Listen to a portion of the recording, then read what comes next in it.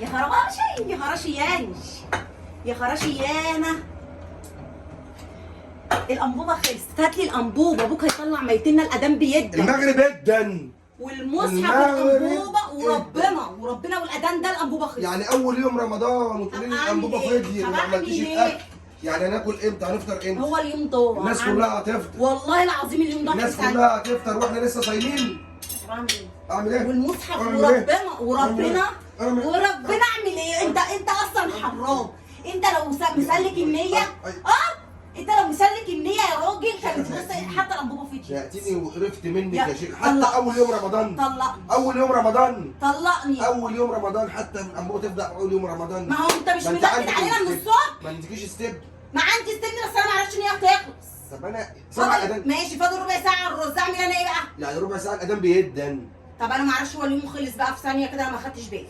مش عشان تنامي طول النهار وتقومي تعملي ساعه المغرب. انت لو مصفي النيه، لكن انت من ساعه ما صحيت وانت قاعد تندب لنا. هي هتسلك ازاي اصلا؟ قرفت منك يا شيخه. هتسلك ازاي؟ انا هروح اقعد على اي مائده. روح احسن. اعمل ايه بقى في حظ المغرب ده يا ربي؟ انا اعمل ايه؟ اعمل ايه؟ والله العظيم ما عارفه اعمل ايه، والمصحف الرز لسه ما استوى والدنيا بايظه معايا ومش عارفه اعمل ايه. هات يا سعيد الانبوبه بسرعه.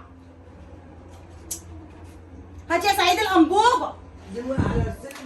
خدي سعيد خدي اهي. انقذني بسرعه.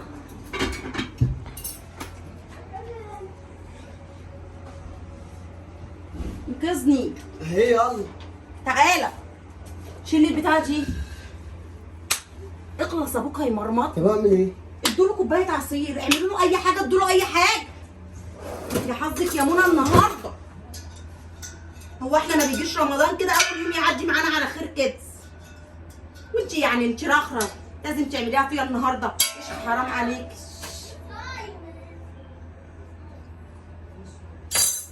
اعمل ايه؟ حطينا العيش والمصحف الشريف الانبوبه خلصت عليا، والمصحف ما عارفه اعمل ايه، والمصحف الاذان ادى لما فطرنا. انا مش عارفه اعمل ايه. يا لهوي يا بيشرب العصير وهيجي يطين عيشتي دلوقتي. يا خراشي ياني هي فيها شويه. خدي اشربي شويه بلح اللي يجيلك شرامبه خدي. طب كتر خير. بس لك صمت على مسكك افطر كلته. بص اختي بعتلي لما عرفت ان الاكل ما اتعملش، بعتلي ورق عنب شحات. بنشحت الاكل اول يوم رمضان.